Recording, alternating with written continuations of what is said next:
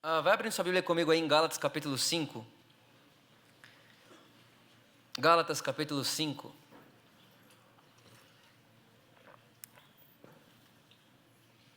Uma das pessoas que endossaram esse livro que o André mostrou para vocês foi o próprio André. Então, se for ruim, fala com ele.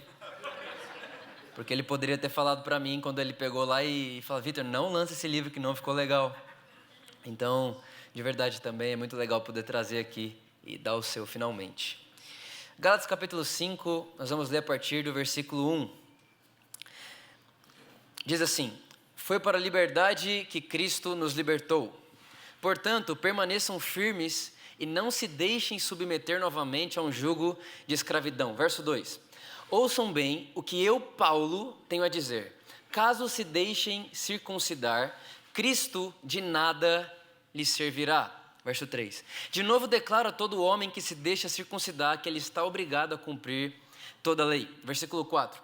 Vocês que procuram ser justificados pela lei, separaram-se de Cristo e caíram da graça. Pois é mediante o Espírito que nós aguardamos pela fé a justiça que é a nossa esperança. Porque em Cristo Jesus, irmão, esse texto é brilhante. Porque em Cristo Jesus, nem incircuncisão, nem incircuncisão tem efeito algum. Mas o que é que tem sentido em Cristo Jesus? Fala comigo, a fé que atua pelo amor. Verso 7. Vocês corriam bem. Quem os impediu de continuar obedecendo à verdade? Tal persuasão não provém daquele que os chama. Passa para mim, por favor, lá para o versículo 11. Versículo 11. Irmãos, se ainda estou pregando a circuncisão, por que continuo sendo perseguido? Nesse caso, o escândalo da cruz foi removido. Feche seus olhos comigo, vamos orar. Espírito de Deus, Jesus disse que deixaria você para nos ensinar sobre Ele. Então, Espírito Santo, mais uma vez hoje à noite, nós já te agradecemos antecipadamente, porque certamente o Senhor nos ensinará sobre Jesus. E quando Jesus é exposto, quando Jesus aparece, quando Jesus é exaltado, nós não temos dúvidas que pessoas serão curadas, salvas, libertas daqui hoje à noite, e que todos nós, sem exceção, nunca mais seremos as mesmas pessoas, porque sairemos daqui com conhecimento de Cristo maior, com um maior conhecimento da grandeza da herança que temos em Cristo Jesus, e sabemos que quando conhecemos, não somos mais os mesmos. Te agradecemos, Jesus. Amém. Amém e amém. Irmãos, eu quero falar com você hoje sobre algo que está no meu coração há alguns meses. Na verdade, todas as vezes que eu tenho parado para meditar, para pegar minha Bíblia, enfim, para parar para estudar, eu não consigo ficar sem voltar para Gálatas. Gálatas tem chamado muito minha atenção. Gálatas, na verdade, toda vez que eu paro e leio Gálatas, sempre parece que salta algo novo. E um dos meus versos favoritos é esse que a gente acabou de ler, que vai dizer para mim e para você que existe uma forma de fazer com que o escândalo da cruz, eu acho muito interessante esse termo, o escândalo da cruz, seja removido. Irmãos, eu não sei para você, mas quando eu penso que existe algo que pode ser feito para que o escândalo da cruz seja removido, eu quero saber que algo é esse. E a verdade é que nos versículos anteriores o apóstolo Paulo está mostrando para mim e para você o que nós podemos fazer para remover o escândalo da cruz. Remover o escândalo. E essa palavra é preciosa, o escândalo. Um escândalo. Não é uma coisa comum, não é uma coisa que se vê todo dia. É um escândalo da cruz. E só para mim te contextualizar, deixa eu te ensinar, deixa eu te falar, o contexto do que está acontecendo para o apóstolo Paulo falar isso. Primeiro, Gálatas não era uma igreja de judeus. Gálatas nunca foi uma igreja de judeu. Agora, de alguma forma, não sabemos como, o evangelho chegou até Gálatas. E quando o evangelho chegou em Gálatas, Gálatas se converteu, eles entregaram sua vida a Jesus, eles confessaram Jesus e agora eles se diziam cristãos. Só que quando alguns judeus ficaram sabendo que existia pessoas em Gálatas que tinham se convertido ao cristianismo, eles logo foram para lá, se infiltraram no meio do povo que se converteu e começaram a dizer para eles o seguinte: olha, eu fiquei sabendo que vocês se converteram. né? Vocês confessaram Jesus, vocês agora acreditam que Jesus é o Messias, que tira o pecado do mundo, que é o Salvador da humanidade, mas existe algo a mais que vocês devem fazer para continuar firme nessa promessa que foi feita a vocês. Ou seja, alguns judeus entraram no meio da igreja e começaram a dizer assim: olha, só Jesus não é suficiente. Só Jesus não é suficiente, é Jesus mais alguma coisa. Jesus e mais o que eu posso fazer. Jesus mais. É por isso que hoje à noite quero conversar com vocês, Lagoinhas, sobre um tema que é Jesus sem mais. Jesus sem mais. E é engraçado que esse apóstolo Paulo um dia foi chamado Saulo.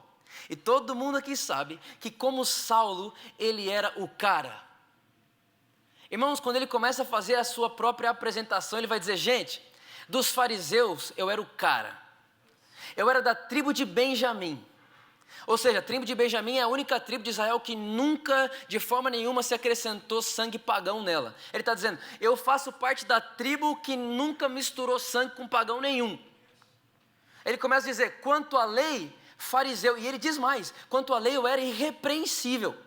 Irmão, imagina a postura de um cara que quanto à lei é irrepreensível. Eu estou lendo um livro sobre Paulo, e esse livro vai dizer que quando Paulo se aproximava da vizinhança, as pessoas tinham medo dele. Esse era Saulo, Saulo de Tarso. Ele vai dizer assim: olha, irmãos, como eu não tinha ninguém. Filipenses capítulo 3, você pode ler depois, ele começa a falar: olha, quanto à lei eu era fariseu, da tribo de Benjamim, só que um dia, tudo que para mim era lucro, um dia, tudo aquilo que para mim era de grande valia. Um dia, tudo aquilo que para mim fazia eu ser quem eu era. Um dia, tudo aquilo que para mim um dia foi o meu troféu, se tornou esterco. Agora, irmãos, o que é que aconteceu na vida de Paulo, para que tudo aquilo que um dia ele considerou troféu, agora ele considerasse esterco? Ele responde no próximo verso e diz: porque eu conheci Cristo Jesus. Irmãos, quando Paulo conheceu Cristo Jesus, tudo aquilo que para ele fazia sentido, não mudou o sentido agora, deixou de fazer sentido. A verdade é que esse Saulo, um dia ele se encontra com Jesus. Você já ouviu a história? Saulo no caminho de Damasco.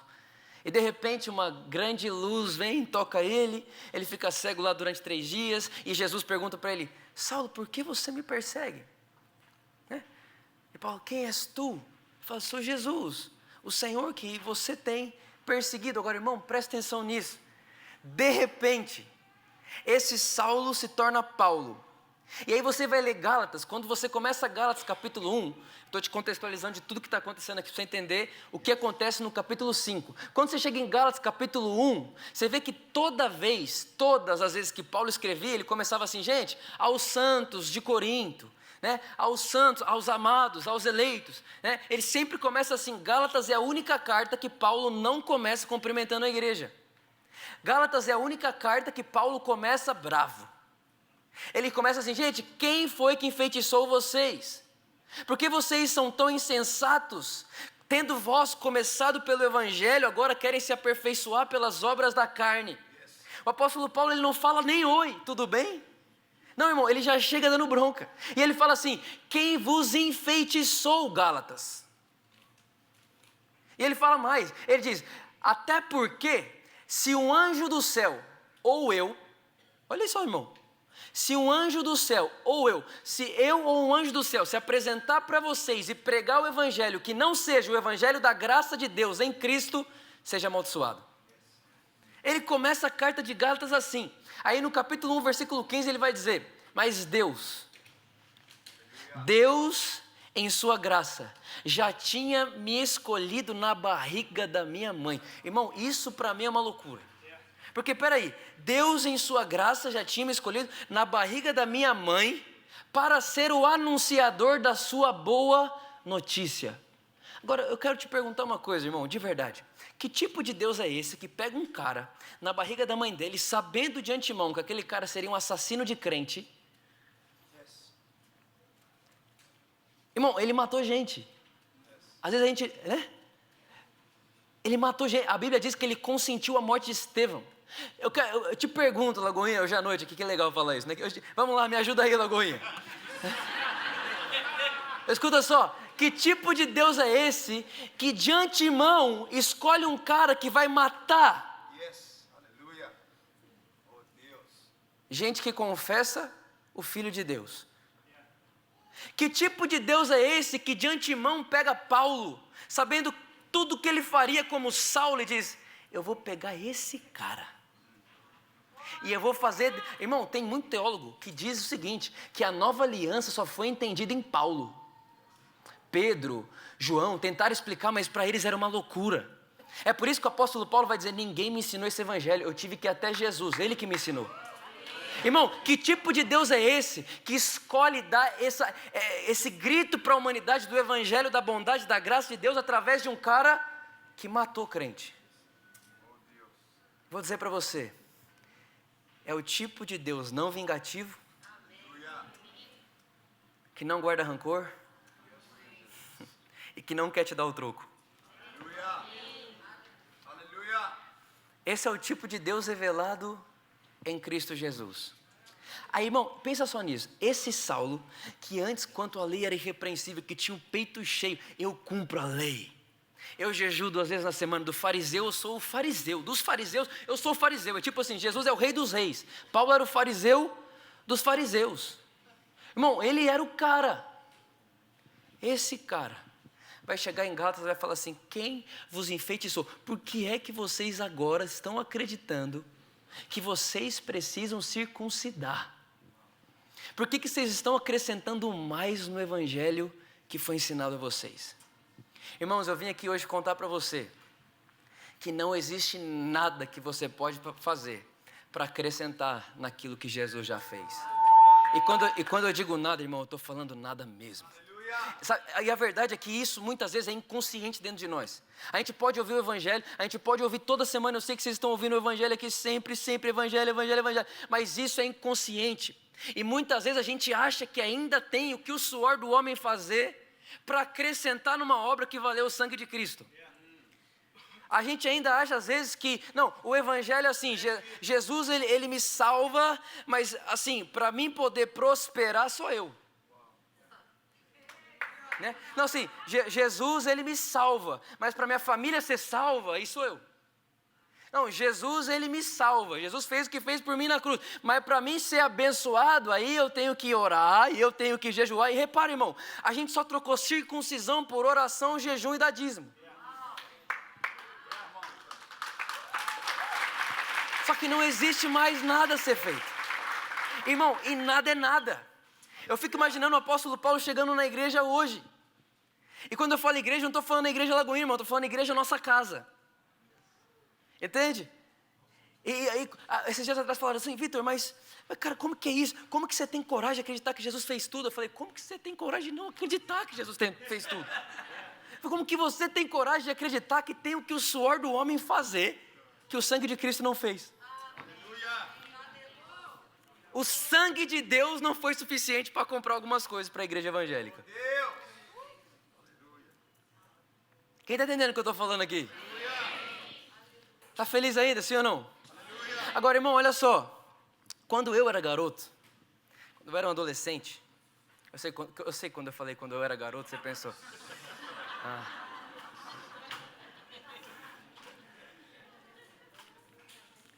Quando eu era adolescente, eu me lembro que a minha frase era a seguinte: eu quero ser o adolescente que mais amou a Deus no mundo. Irmão, de verdade, é bonito ou não é essa frase? É boa ou não é? É boa. Aí olha o que eu fiz, irmão. 2013, final de 2013, me ensinaram que eu tinha que chamar a atenção de Deus. Eu falei: eu tenho que chamar a atenção de Deus, ok. Imagina isso, 2013, final de 2013, eu tenho que chamar a atenção de Deus. Aí falaram assim, ó, e para chamar a atenção de Deus, você deve fazer o que ninguém faz. Eu falei: ótimo, 2014 é o ano de Copa, não vou assistir a Copa do Mundo. Vou chamar a atenção de Deus. Repara, irmão, no meu inconsciente eu estava dizendo que existia o que eu fazer para Deus me olhar mais. Aí vai vendo o que aconteceu. Falei assim, final de 2013, Deus, 2014 vai estar todo mundo vendo a Copa do Mundo, menos eu. Aí, irmão, você não sabe, toda a minha família foi assistir Copa do Mundo na casa de quem? Só que tinha uma coisa, irmão, eu era a única pessoa da família que morava em apartamento. Fala se não foi o diabo. Minha avó morava numa casa gigante. Era só ir para casa da minha avó. Mas, irmão, eu amei que foi para minha casa. Sabe por quê? Porque aí todo mundo ia ver o que eu ia fazer. Afinal de contas, se tem uma coisa que o legalismo, o plus do evangelho faz, é você fica muito corajoso na frente das pessoas. Irmão, deixa eu te contar. Todo esforço do homem faz você ter peito diante das pessoas. Mas quando você chega diante de Deus, você fala, Deus, só você sabe que não é tudo isso, não é mesmo? É por isso que o apóstolo Paulo vai falar, aquele que vos obriga a circuncidar, eles mesmos não cumprem a lei. Irmão, aí vai vendo. Aí eu colocava a camisa do Brasil, estava lá com todo mundo comendo e tal. Quando ia começar o hino nacional, eu fazia assim, ó. Só mandava um beijo, irmão. Mas na minha cabeça estava assim, estou indo fazer o que mais ninguém aqui tem coragem de fazer. É por isso que minha vida vai ser mais abençoada que a de vocês. É por isso que eu vou ser mais do que vocês e vou ter mais do que vocês. A minha consciência era isso. E eu ia para o quarto. E aí, irmão, é o máximo. Eu fechava minha porta e eu falava, Deus, está todo mundo vendo Copa do Mundo, menos eu. E eu falava assim, Deus, é o seguinte, eu quero, e aí minha oração era essa, eu lembro até hoje. Eu falava, Deus, eu quero esses estádios cheios para a glória de Deus. E eu queria nada, irmão, eu queria que eu fosse o cara que enchesse os estádios. Porque é isso que o legalismo faz. Aí pensa, inventei uma outra, falei, já sei o que mais eu vou fazer. Eu vou orar 8 horas por dia. Irmão, eu comprei um relógio de cronômetro. Quando eu começava a orar em língua, eu dava play. Chacataraba. Aí alguém me chamava no trabalho, alguma coisa, eu parava, pera aí, rapidinho, dava stop. Pois não. Ok. Chacatarababa. Aí você olha para mim e fala, Vitor, mas que massa. Irmão, deixa eu te falar. Quando não dava as 8 horas, eu deitava assim, eu sou miserável. Eu sou terrível. Deus, de verdade, nada que eu te prometo eu consigo fazer. Aí você fala, não, Vitor, mas o dia que você orava às 8 horas, com certeza você ficava feliz. Não, porque quando eu terminava às 8, vinha assim, ó. Tem gente que ora 10. Porque não importa, irmão, se você ora 8, 10 ou 12. Você fala, não, eu oro 12. Eu sei que ora 15. Mas não, eu oro 24. Os anjos estão orando a eternidade. Irmão, repara, quando a nossa vida está pautada na gente mesmo, a gente nunca é suficiente. Nunca é suficiente. E aí pensa, aí os pastores começaram a me ajudar. O que eles falavam para mim? Quando eu contava para eles o que eu tinha feito, eles falavam assim, então é por isso que Deus está fazendo isso com você. Aí eu tocava bateria na igreja. Desde os 7 anos de idade eu toquei bateria. Toquei até os 17. Toquei uns 10 anos de bateria. Inclusive, muito bonita essa bateria. Amei. Irmão, quando eu tinha passado a semana inteira certinho, eu ia bateria com coragem, para bateria com coragem. Eu pegava na baqueta, irmão, com a coragem, que uma vez eu quebrei 7. Num dia. Agora, a semana que eu tinha ido mal, que eu tinha respondido minha mãe, que eu tinha falado besteira para a professora, algumas coisas não vou falar que a Luísa está aqui. Você entendeu? Quem riu entendeu. Né? Aí eu ia para a bateria com medo dela. Eu ia, meu Deus do céu. E se hoje, a hora que eu pegar na baqueta, Deus resolver vir com a sua justiça, até porque Deus é amor, mas é justiça. Irmão, essa era a minha vida. Assim eu era adolescente. Irmão, a primeira vez que minha irmã já tinha vindo para Disney, eu conheci a Disney ontem. Minha irmã já tinha vindo e eu falei que não ia, sabe por quê? Porque eu falei, não vou para Disney. Por quê? Porque a atenção de Deus, quem vai chamar sou eu. Irmão, é verdade. Até porque existe o que fazer para o céu abrir. Então eu pensava assim, a minha vida vai ser de céus abertos. Só que, irmão, a Bíblia diz em Mateus capítulo 3 que o céu abriu. O sangue de Cristo abriu o céu. Não tem o que o suor do homem fazer para fechar o céu que o sangue de Cristo abriu. Então repara, era uma vida inteira fundamentada em mim mesmo. Mas parecia bonito. Até que eu conheci Cristo Jesus. E quando eu falo conhecer, irmão, não é confessar Jesus, até porque eu sou da igreja desde criança, é conhecer a sua obra consumada na cruz. É entender que quando ele acaba, não... Deixa eu te contar um negócio. Quando a obra de Cristo acaba, não começa a sua. Quando a obra de Cristo acaba, começa a nossa fé. Porque em Cristo Jesus não há circuncisão nem incircuncisão, somente a fé que atua pelo amor. Só isso. Irmãos, isso é tudo. Isso é tudo. Agora, enquanto... Sabe que eu estava lá em Boston agora, eu preguei lá, e eles estavam contando a história de green card. Eu já entendi, irmão. Green card aqui é... Green card não, né? Para um cara... Eu cheguei num cara lá, meu Deus, eu arrependi tanto de fazer essa pergunta. O cara é brasileiro. Falei para ele assim, e aí, cara, como é que tá seu documento? Ele, foi quase esse dia, mas quase por quê? Você entrou com papelado? Ele, não, estava namorando uma americana.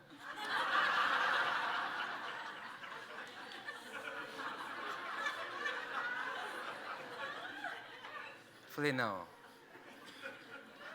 E o pior, na hora você fazer uma cara de que, entendi. Né? É mais ou menos isso, irmão.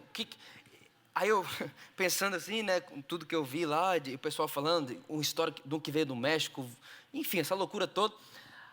Aí Jesus falou comigo, falou assim, Vitor, o Evangelho não é uma passagem para os Estados Unidos. O Evangelho é um novo nascimento.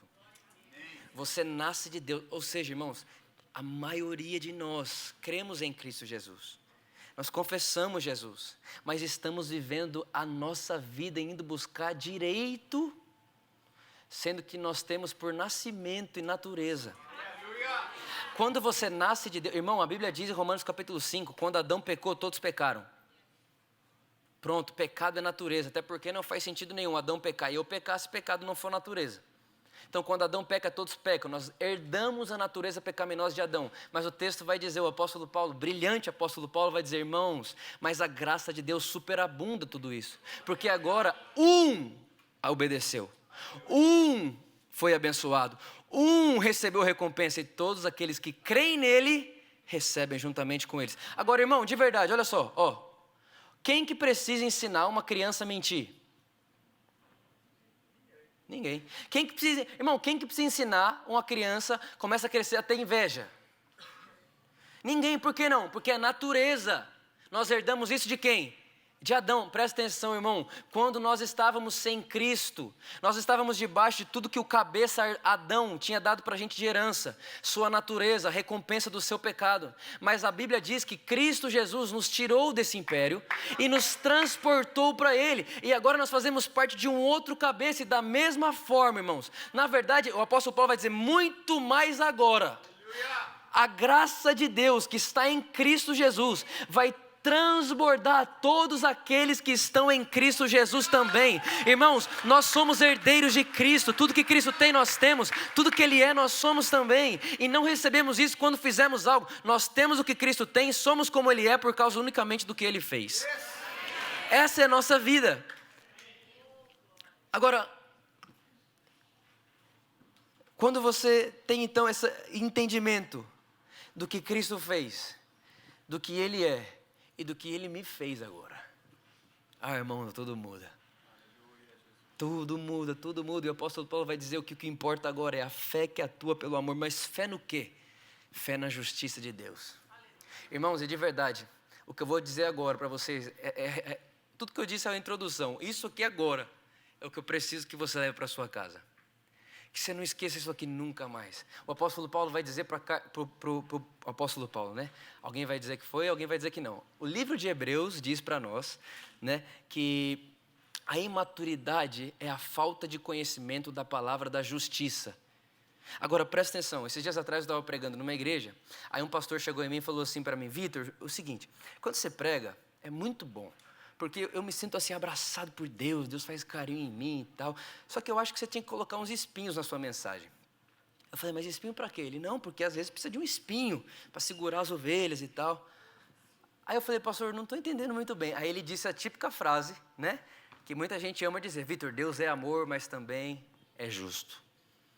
Deus é amor, mas também é justiça. Eu olhei para ele e falei, sim, pastor, e a verdade é que a justiça de Deus se chama Vitor Azevedo. Ele falou, hã? Falei, pastor, 2 Coríntios, comecei a conversar com ele, comecei a falar para ele o que eu vou te falar agora. 2 Coríntios, capítulo 5, versículo 21, diz que Deus fez pecado por nós, aquele que nunca pecou. Aleluia. Repara, irmão, Deus fez pecado por nós, aquele que nunca pecou. Para quê? Para que por meio dele nos tornássemos a justiça de Deus. Irmão, deixa eu te falar uma coisa aqui bem rápido. A Bíblia diz que a nossa justiça para Deus é como trapo de imundícia. Você sabe o que é trapo de imundícia? Trapo de imundícia é aquilo que a mulher da época usava quando ela estava naqueles dias. Aí eu te pergunto, as mulheres vão saber isso melhor do que eu. O que você pode fazer com um trapo de imundícia depois de usado? Joga fora. Então a Bíblia está dizendo, quando ela diz que a sua justiça é como um trapo de imundícia, ela diz, ei, pega a sua justiça e joga fora. Aleluia. Porque qual que é a justiça do homem? A justiça do homem é quem matou, morre. A justiça do homem é quem plantou, colhe. Mas minha pergunta para você é, irmão, a sua vida não é o que você plantou, porque se fosse, você não estaria aqui. E vou te dizer mais, deixa eu te perguntar uma coisa. Vai, Vitor, vai. Foi você que plantou para Deus chamar? Então você não merecia colher o amor dele. Irmão, a coisa mais importante da vida nós recebemos sem merecer. Se é com a mais importante assim, vamos dirá com todo o resto. Ou seja, se nós queremos viver a vida do tipo de Deus, nós temos que abrir mão da nossa justiça. E tá bom, Vitor, eu abro mão da nossa para abraçar qual? A de Deus. E qual que é a justiça de Deus? Deixa eu te dar uma aula de justiça aqui em 10 minutos. Justiça de Deus é Ele pegar o único que nunca pecou. Não é um dos, é o único. Ele pega o único que nunca pecou e faz morrer como se tivesse pecado por todos. Aleluia. O único, que nunca pecou. E faz morrer como se tivesse pecado por todos. Oh my God.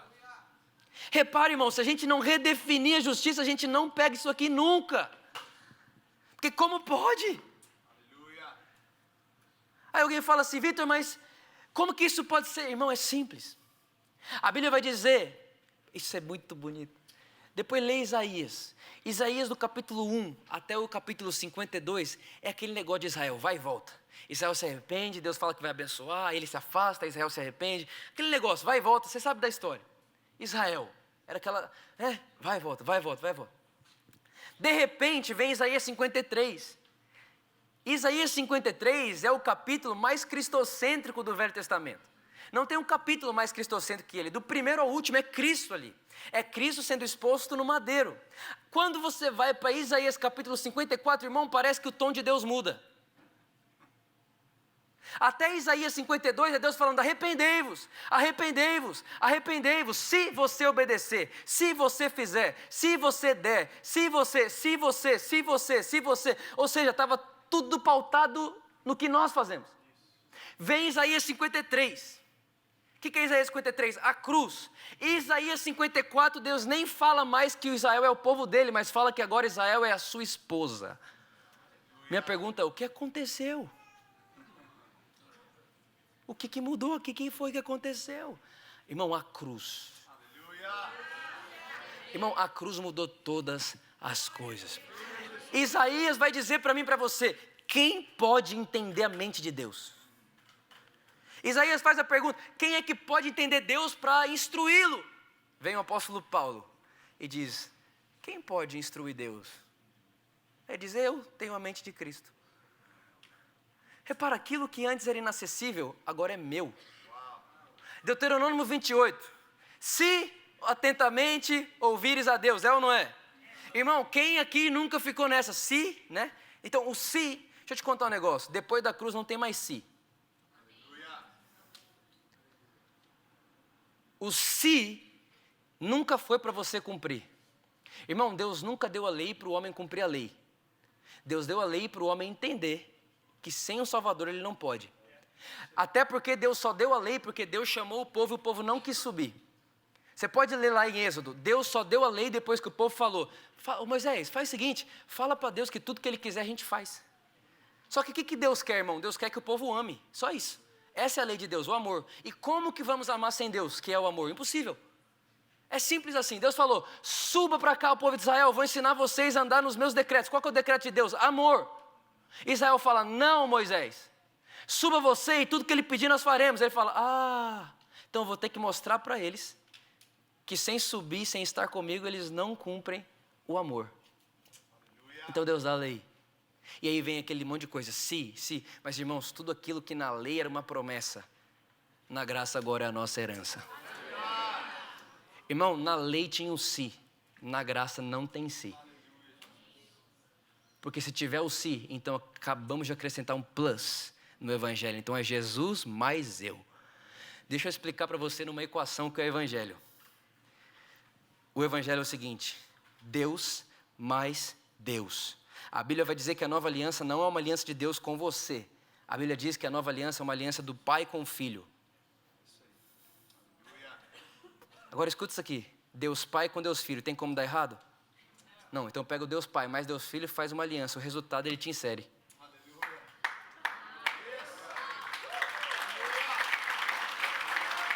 Esse é o Evangelho.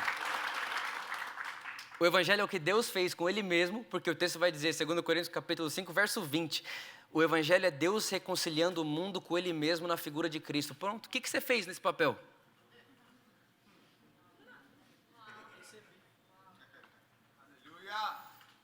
Irmão, o Evangelho não tem a ver com conquista, tem a ver com herança. Só que a Bíblia vai dizer em Gálatas capítulo 5, enquanto o herdeiro é menino, ele nada se difere de um escravo. E quem que é o menino? Entenda isso aqui, menino não é quem converteu agora. Menino não é quem acabou de... não, esse aqui é menino, é um ano de crente. Não, irmão, tem muito adulto com um ano de crente e muito menino com 50 anos de crente. Porque a Bíblia vai dizer que a imaturidade é a falta de conhecimento da palavra da justiça. Imaturo é quem acha que tem o que acrescentar em Cristo, irmão, ponto.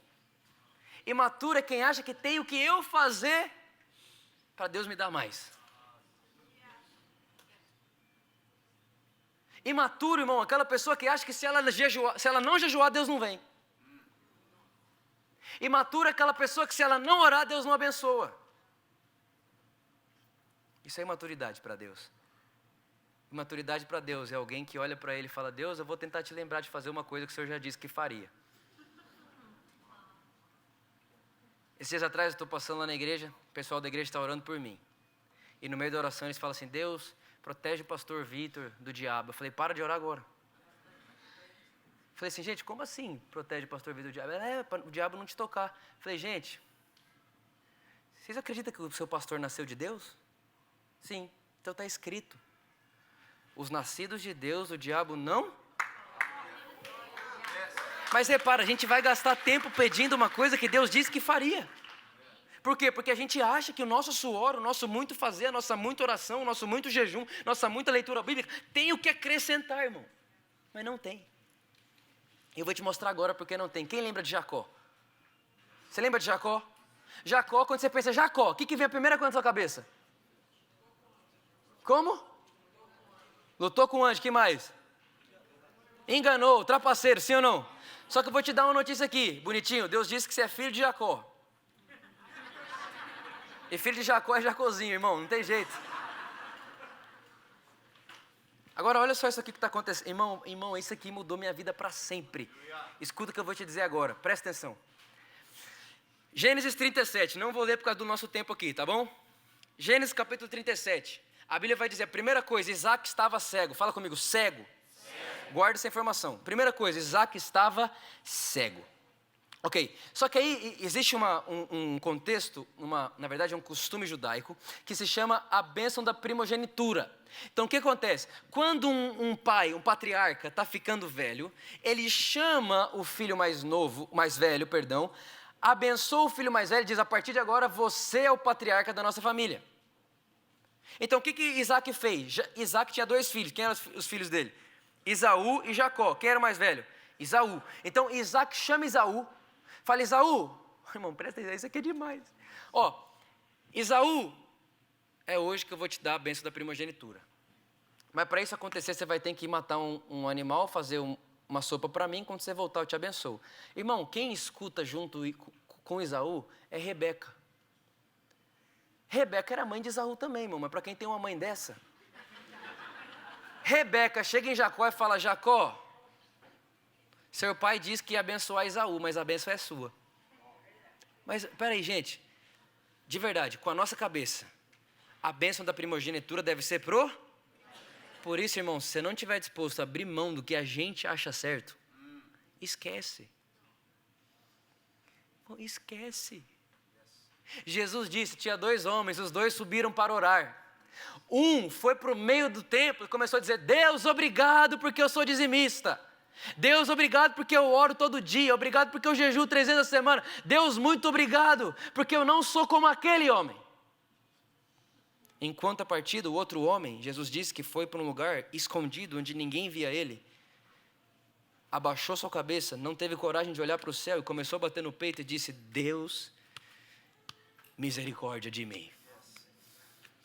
Aí Jesus faz a pergunta: qual dos 2 saiu justificado?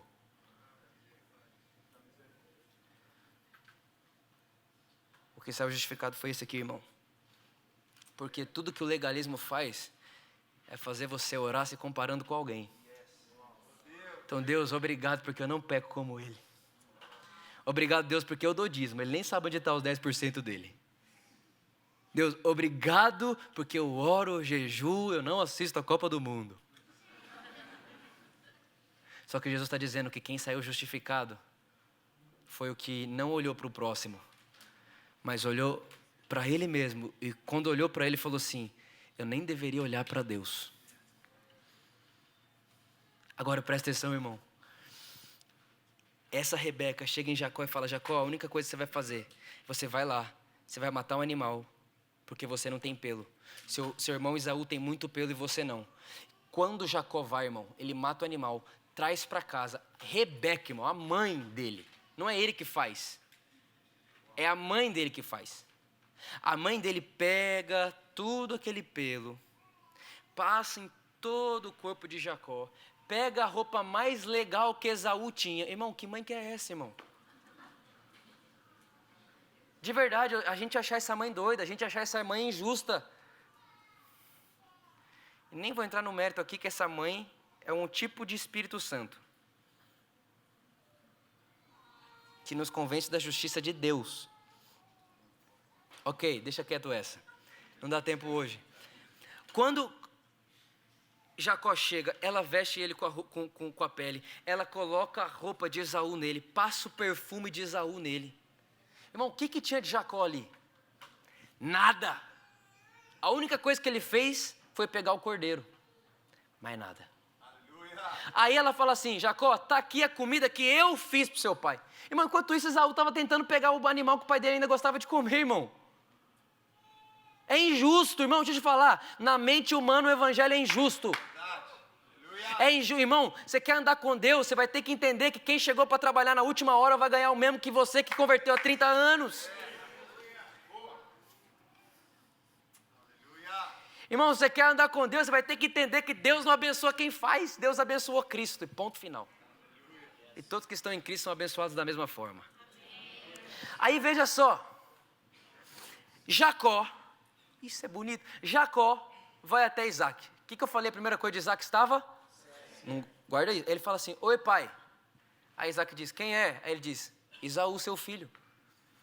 Aí ele fala: não, a voz não é de Esaú não, mas me dá aqui seu braço, deixa eu ver se é você. Quando Jacó dá o braço, Isaac põe a mão, e ele sente o quê? Pelo de cordeiro. Entenda isso aqui, irmão, olha isso aqui. Aí Isaac olha não. Isaac fala assim: ah, é você mesmo, Esaú, meu filho. O cheiro, irmão, a roupa, a pele. Bota a mão na cabeça dele e fala: Esaú, meu filho, eu te abençoo com a bênção da primogenitura. Aí você olha e fala: Vitor, tá bom, mas por que eu sou filho de Jacó? Muito simples. Primeiro, você entra. Quando você entra para se apresentar diante de Deus, a primeira coisa que a Bíblia diz, na verdade, você só entra porque Deus faz isso aqui, ó, pro seu pecado, ó.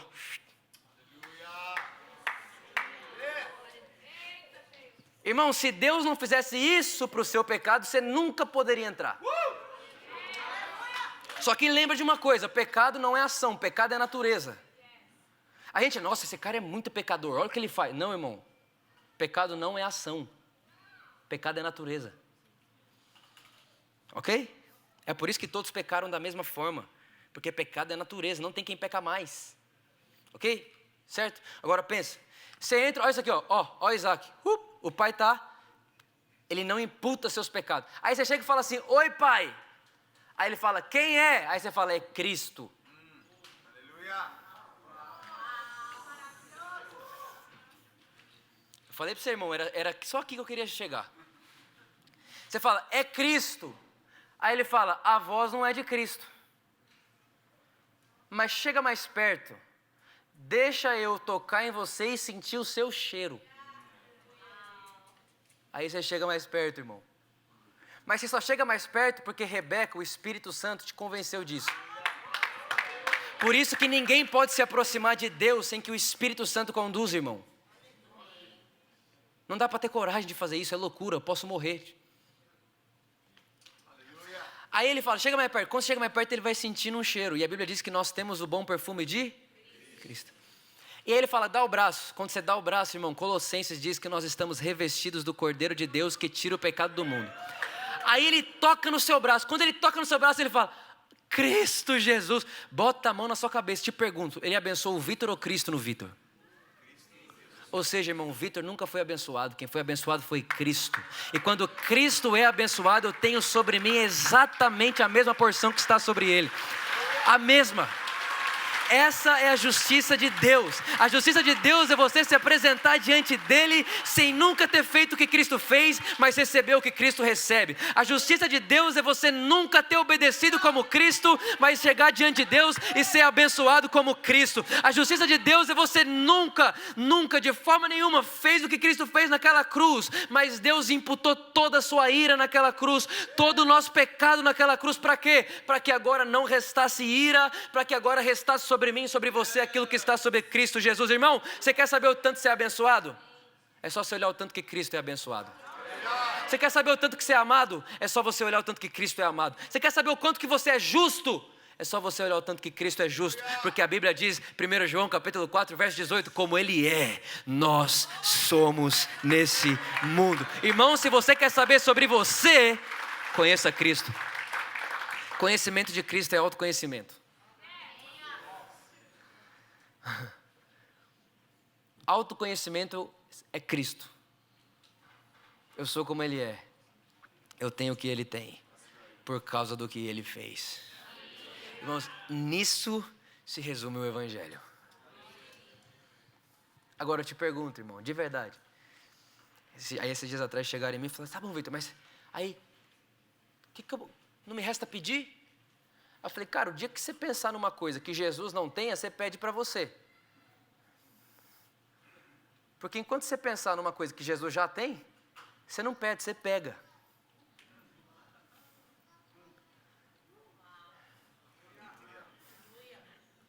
Irmão, a Bíblia diz, não, gente, aqui, 2 Coríntios capítulo 2, a Bíblia vai dizer que em Cristo Jesus nós temos o sim de Deus para todas as suas promessas.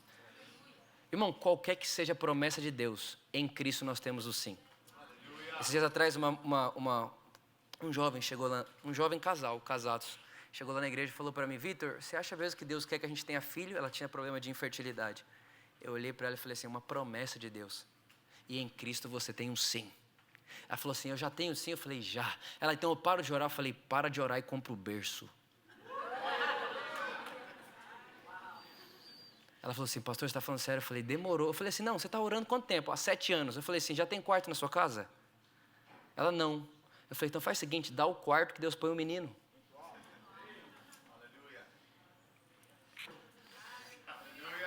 Irmão, repare, irmão, não é, eu sei que Jesus é meu salvador. Não, irmão, Ele é minha vida. Irmão, eu e Ele somos um. O que eu vejo nele, eu tenho em mim. O que Ele é, eu também sou. Aí eu te pergunto, como que você acha que Jesus se apresenta diante do Pai? Nunca em débito. Irmão, foi Jesus, foi ou não foi Jesus que disse que melhor é do que? Jesus é Deus, sim ou não? Se Jesus é Deus e Ele disse que melhor é dar do que receber, você acha que quando Ele fez você para você dar para Ele ou para Ele dar para você?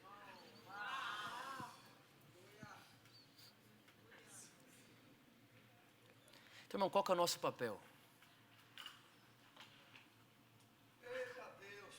Aceitar que Deus é melhor do que eu imagino. Agora tem uma coisa que o pastor André sempre fala. Sabe? Aí eu falo, não, Vitor, mas eu tenho que fazer. Não, irmão, você não tem que fazer. Você tem que receber. Mas por que receber? Porque Deus é o tipo de cara que se seu copo é de 100 ml, ele não sabe dar 100. Aleluia. E como ele não sabe dar 100, ele vai ficar dando, então você vai transbordar. Então, irmão, as pessoas à sua volta não comem das suas obras, elas bebem do seu transbordo.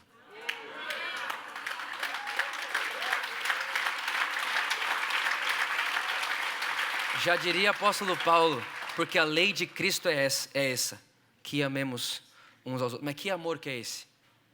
Irmão, por que o povo nunca conseguiu amar, sendo que a lei de Deus é só amor?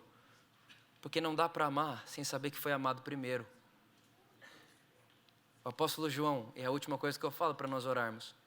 O apóstolo João, meu personagem bíblico favorito, sem dúvida alguma. Ele deu uma chave para mim e para você que mudou a minha vida.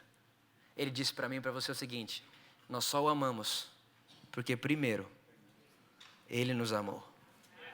Irmão, a minha vida na adolescência foi uma decepção, porque eu estava mais preocupado em amar Deus do que ser amado por Ele. E eu sei que isso foi uma ótima motivação, e Deus viu meu coração, mas me fez muito mal. Agora, Jesus pregava para uma multidão, sim ou não? Sim ou não, gente? Sim. Da multidão que Jesus pregava, quantos sentavam na mesa com Ele? 12. Dos 12, quantos subiam para orar com Ele? Quantos estavam na cruz? Quem que era esse um? João. Agora escuta. João vai escrever o Evangelho. E ele vai contar um episódio, estava lá, ele vai dizer assim, está lá em João, capítulo 20, você pode ler depois. Então Pedro, Tiago e João, aí ele fala, não, ele apaga João. Pedro, Tiago e o discípulo a quem Jesus ama. Olha isso aqui, irmão. Ele poderia ou não poderia escrever o seguinte: estava Pedro, Tiago e o único que não abandonou Jesus? Podia ou não? Ele poderia ou não poderia dizer assim: estava lá Pedro, Tiago e o único fiel até o fim, o único digno de coroa, porque aquele que perseverar até o fim receberá a coroa. Poderia ou não? E um dia o Espírito Santo falou comigo: Vitor, por que João, ao invés de falar do que ele fez, ele falou de uma provisão que vem de mim? Eu falei: por que, Espírito Santo? Ele disse: Vitor, porque João viu a cruz. E depois que você vê a cruz, Vitor, você não consegue mais falar do que você pode fazer. Depois que você vê a cruz e o tanto que Deus ama você, depois que você vê Cristo exposto, crucificado, é por isso que o apóstolo Paulo vai dizer: Coríntios, eu não vim até você com palavras de sabedoria, com muito conhecimento, eu vim até vocês com uma palavra só: Cristo crucificado. Irmãos, o apóstolo João não tinha como escrever sobre ele. O apóstolo João não tinha provisão. Não dá para escrever sobre si mesmo quando você viu o que Deus fez por você. Irmão, quando nós entendemos o que é Cristo crucificado, quando nós entendemos o que é o grito de estar consumado, eu garanto para você que não importa mais o que você pode fazer, não importa mais o que você faz, o que você deixa de fazer. A única coisa que vai importar para você é: eu vi a maior cena de amor do mundo, e a Bíblia diz que Deus me deu Cristo enquanto eu era inimigo dele. E se essa cena de amor, de graça, de bondade Deus me deu enquanto eu era inimigo, quanto mais agora que eu sou filho, que eu sou herdeiro, que eu estou perto, que eu não estou longe, que eu não estou afastado, quanto mais agora. Irmãos, o que eu posso esperar de um Deus que me deu Cristo enquanto eu era inimigo? O que eu posso esperar de um Deus que é a maior cena de amor do mundo, a maior cena de amor do mundo? Irmão, se tivesse celular na época, tirou uma foto, pum, maior cena de amor, não ia só ter Deus crucificado, ia ter Deus e dois ladrões, para dizer para mim e para você: não me tire do meio deles, porque a justiça do homem vai querer tirar a cruz do meio de dois ladrões. Não, a justiça de Deus é essa: quando ela é exposta, aparece Cristo e duas pessoas que não merecem nada a não ser a morte. Por isso, irmãos, hoje é uma noite da gente tirar a nossa roupa de justiça e falar assim: Deus, pouco importa o que eu fiz, pouco importa o que eu deixei de fazer, Pouco importa. Alguém fala, Vitor, então agora não faz mais nada, irmão. O apóstolo Paulo disse, eu não tornei a graça inútil, antes trabalhei mais do que todos. Só que o negócio é que no final do texto ele vai dizer, contudo não eu, mas a graça. Porque começa com a graça, termina com a graça. Fica de pé comigo no seu lugar. O apóstolo João, em Apocalipse capítulo 4, ele diz que nós se achegaremos um dia, que nós chegaremos diante de Jesus um dia, na verdade diante de alguns anjos. Presta atenção nisso. E que esperado dia é esse, sim ou não, irmãos? Que maravilhoso esse dia. E aí Deus vai olhar para mim, Deus não, os anjos, né? O texto diz, Apocalipse capítulo 4, vai olhar para mim, para você e falar assim, pastor André, né? Amado André, né? Está aqui a coroa para você, está aqui Cassi a sua coroa, né? Pelas suas obras, por aquilo que você, está aqui sua coroa, né? Tá tudo aqui o que você fez, Vitor, está aqui a coroa, por aquilo que você fez e tal, está aqui Vinícius, André, está aqui, né? Está aqui a coroa. Sabe o que a Bíblia diz que nós vamos fazer? Irmão, vamos tirar na hora. Por quê? Porque eu trabalhei mais do que todos, contudo, não eu. Se eu pego a coroa para mim, eu estou dizendo que fui eu, irmão. Mas a gente vai tirar a coroa da cabeça e vai dizer assim, eu não quero ser reconhecido como João, aquele que nunca abandonou Jesus. Eu não quero ser reconhecido, não, o único jovem que não desviou da igreja. Não, o jovem que mais amou a Deus no mundo. Não, o jovem que mais orou no mundo. Não. Tudo começou com ele. E a Bíblia não diz que a gente vai colocar a coroa. A Bíblia diz que nós vamos lançar. Sabe qual que é a diferença daquilo que você coloca e aquilo que você lança? É que aquilo que você lança você não guardou. Aquilo que você coloca, você pode guardar e saber onde colocou. Aquilo que você lança, irmão, é como quem diz, eu lancei para nunca mais pegar. Porque tudo veio dele, tudo volta para ele. Dele, por ele, para ele são todas as coisas. Nada veio de mim, nada foi por mim mesmo. Nada veio das minhas obras, nada veio do meu esforço. Nada veio do meu muito fazer. Jesus, o meu suor não tem o que acrescentar no seu sangue. O seu sangue é suficiente. E uma gota do seu sangue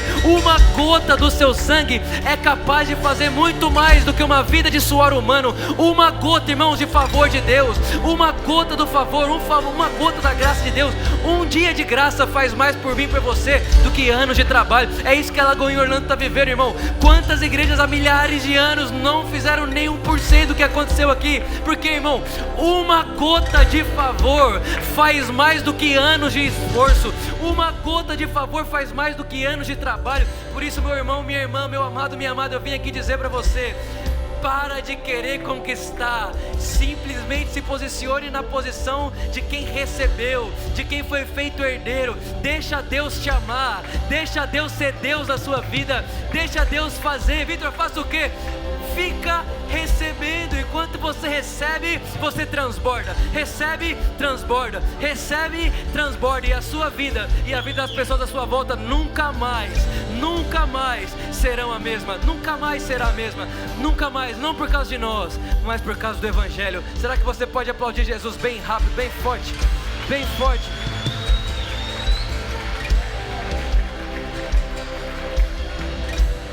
Muito obrigado, Jesus. Nós celebramos o Senhor, o seu nome, a sua graça, quem você é e o que você faz. Sabe, talvez você veio aqui hoje, talvez você entrou aqui hoje à noite, você nunca deu sua vida a Jesus. Talvez você entrou aqui hoje, você veio convidado, alguém te trouxe aqui, enfim. A Bíblia vai dizer para mim e para você que todo aquele que crê em Cristo Jesus e confessa que Jesus é o Senhor será salvo. Todo aquele que crê e confessa será salvo. Talvez você veio aqui hoje, você fala para mim, Vitor, eu quero dar minha vida a Jesus. Não é uma religião, não é uma igreja, mas é dar minha vida àquele que pagou um alto preço por mim. Aquele que comprou a minha vida, a minha salvação, que me deu um novo nome, que me deu uma nova vida. Sabe, a verdade é que se você está aqui hoje, é porque Ele te trouxe aqui. Jesus vai dizer, olha, não foram vocês que me escolheram, fui eu que escolhi a vós. Você está aqui hoje é porque você é escolhido de Deus, escolhida de Deus. Aí você fala, Vitor, mas o que eu posso fazer? É simples, é muito simples. É crer e confessar que Jesus é o Senhor. Crer e confessar que Jesus é o Senhor. Por isso eu queria que agora todos fechem os olhos. Onde você está, feche seu olho, feche seus olhos, feche seus olhos. Se você é essa pessoa que fala para mim, Vitor, eu quero dar minha vida a Jesus hoje, Eu quero confessar Jesus hoje. Você vai repetir comigo essa oração. Você que já fez ela, vamos fazer todo mundo junto como uma família. Então todos digam junto comigo, diga assim bem forte: Senhor Jesus, nessa noite eu te dou minha vida para sempre. Obrigado, Jesus, pelo perdão dos meus pecados. Fala assim: obrigado, Jesus, porque foi você que me escolheu. Obrigado, Jesus, porque era impossível eu me salvar sozinho. Então você me salvou de uma vez por todas. E hoje eu confesso: Jesus é o meu Salvador, o meu Senhor, o meu amado, o meu amigo, aquele que sempre me amou e sempre vai me amar. Amém, amém e amém. Onde está você que fala assim para mim: Vitor, eu fiz essa oração hoje a primeira vez? Levante sua mão, nós temos algo para dar para você. Tem alguém que fala: Vitor, eu fiz essa oração hoje pela primeira vez? Nós queremos te dar um abraço, nós queremos receber. Temos uma pessoa aqui, temos outra pessoa lá. Glória a Jesus. Tem alguém, tem mais alguém, tem mais outra pessoa lá. Levante sua mão. Você fala: Vitor, hoje foi a primeira vez, eu quero dar minha vida a Jesus. Nós temos algo para te dar. Tem alguém? Tem mais alguém? Tem mais alguém? Tem mais alguém? Isso, você que levantou sua mão. Talvez você não levantou, mas fez isso hoje a primeira vez. Você que levantou sua mão, rapidamente, sai do seu lugar, vem aqui para frente. Nós queremos receber você. Aplauda Jesus bem forte. Se você não levantou sua mão, mas fez essa oração, sai desse lugar, vem para cá. Vem para cá, vem para cá.